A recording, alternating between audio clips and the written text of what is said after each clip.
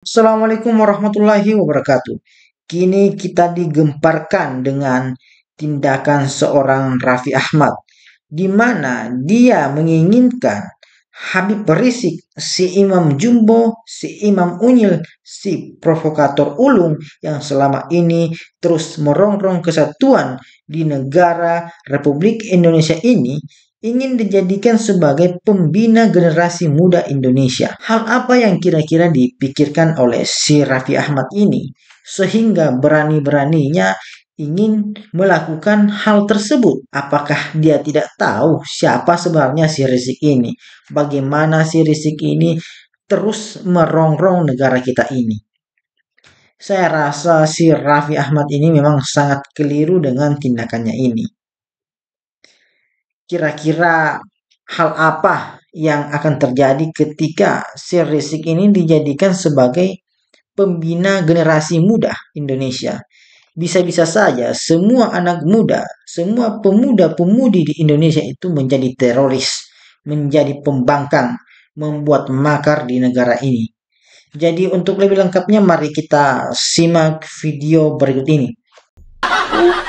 Ini sambil kita lihat video Raffi sedang berkunjung di rumah Imam Jumbo, ketemu langsung dengan Imam Jumbo, terus kemudian ketemu dengan salah satu, nggak tahu anaknya atau mantunya itu, kayaknya mantunya. Terus ketemu juga orang-orang yang ada di rumahnya Imam Jumbo, kita tidak pernah tahu dan belum ada rilis materi apa yang dibicarakan. Konon sih katanya yang berhubungan dengan pembinaan pemuda.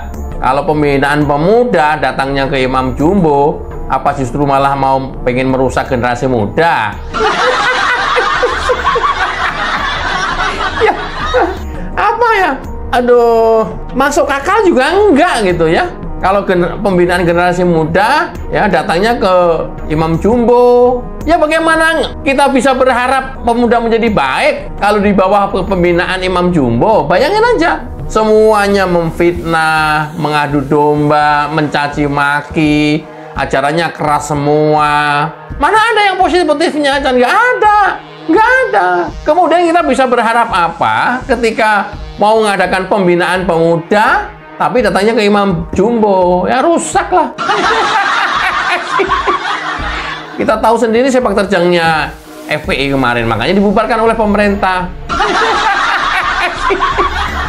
Mau seperti itu. Ini sih menurut saya orang ini jangan kasih kesempatan sama sekali. Orang ini jangan dikasih panggung sama sekali. Nggak ada manfaatnya. Dan kelompok-kelompoknya ya, nggak hanya si Imam Jumbo, nggak ada faedahnya. Ya, kita Muslim nggak pernah mendapatkan ajaran yang seperti Imam Jumbo sampaikan ini. Nggak pernah. Semenjak dari sekolah madrasah sampai dengan hari ini, di pengajian-pengajian yang memang on the track, nggak pernah yang mencaci maki, menghina, menghujat. Setiap kali pidatonya itu aja yang disampaikan. Pak Prabowo udahlah, mau berharap apa lagi? Kita pengen dirusak-rusak sama dia. Kalau nggak mau percaya, coba saya putarkan video kompilasi dari beberapa ucapan si Imam Jumbo ini ya. Cekidot.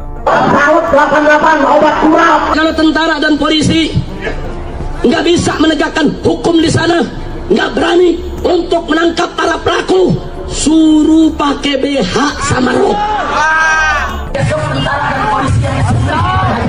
Ulama yang bejat, ulama yang buruk, ulama yang busuk. Gus Dur itu buta mata juga buta hati. Said Agil Siraj, ketua umum PBNU, saudara, dia gedek sama Wahabi. Nah karena Wahabi pada jenggotnya panjang-panjang, yang disalahin jenggot, goblok. Ajar lu anak Tuhan dari mana? Kalau Yesus anak Tuhan, bidangnya siapa? Besok di seluruh wilayah Indonesia kami katakan dan orang-orang Bali di berbagai wilayah kami kumpulkan, kami pulangkan ke Bali. Sampurasun.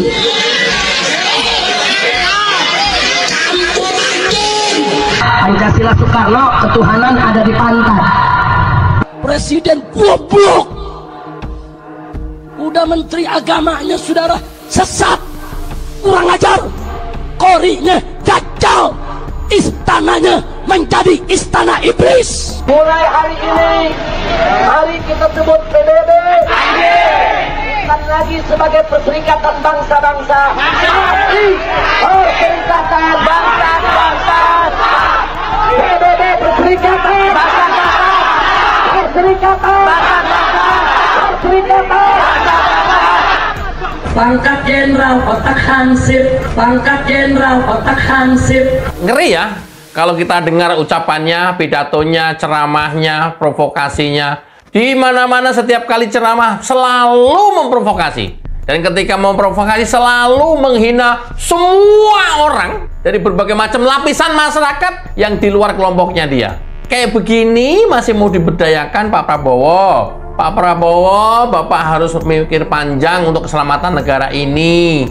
Mereka itu menganggap kita itu budak. Termasuk kemarin yang Bapak angkat menjadi wamen itu tuh menganggap kita itu budak, Pak. Menganggap kita itu pembantu. Nah, mereka itu majikan menganggap dirinya. Dan itu diberlakukan untuk semuanya orang Indonesia asli. Dan mereka orang zaman keturunan menganggap dirinya itu majikan.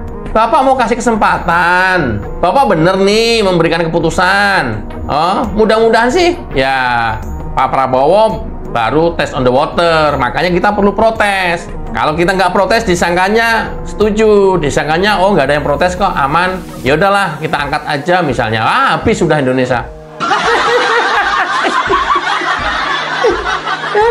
Belum yang ini baru yang mencaci maki.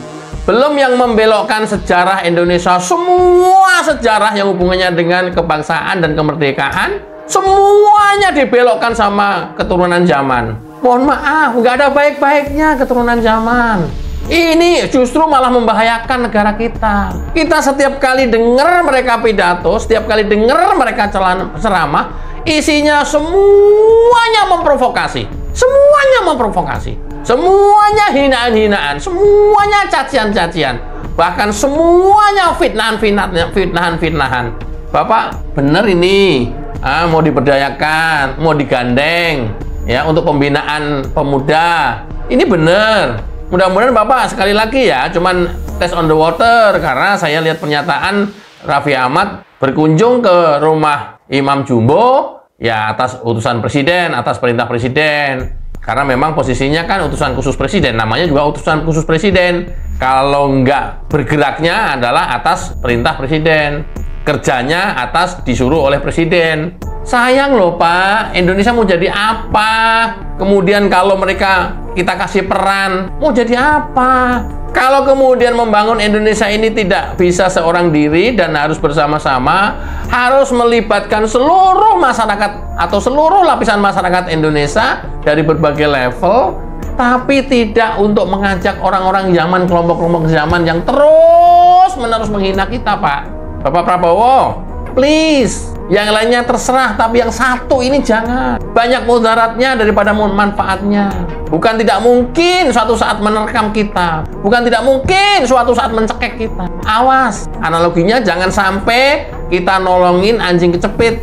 Begitu kita sudah tolongin, kita langsung digigit. Kena rabies, mati. Enggak ya Pak Prabowo ya. Jangan dijadiin apa-apa loh. Jangan dikasih peran apa-apa loh. Udah jangan dikasih panggung. Udah biar dengan hidupnya sendiri begitu. Lama-lama juga nanti habis sendiri nanti. Nah, kalau dulu kan pernah ada berencana keturunan zaman mau dipulangkan, mau dideportasi. Kalau kemudian ada alasan khusus dan bisa, lakukan saja untuk kebaikan Indonesia. Gila, caci makinya sudah kelewatan. Dan semua orang dan seluruh lapisan masyarakat, seluruh aparat pemerintahan dicaci maki, nggak ada yang benar satupun. Kita berharap apa lagi dengan orang-orang dan kelompok yang seperti ini? Kita berharap apa lagi? Ini justru bahaya bagi negara. Kalau saja undang-undang supersis masih ada, nah itu bisa dipakai itu. Sayangnya sekarang udah nggak ada. Oke ya, Pak Prabowo mudah-mudahan mendengar ini, terutama Raffi nonton video saya. Kemudian ini menjadi pertimbangan. Udahlah, jangan. Serius, jangan. Seriously, jangan. Bahaya. Lebih banyak bahayanya daripada manfaatnya. Buat apa sih? Buat apa? Oh, udah terbukti berbagai macam kerusuhan, berbagai macam intimidasi. Dia semuanya yang menciptakan kok. Demo-demo segala macam.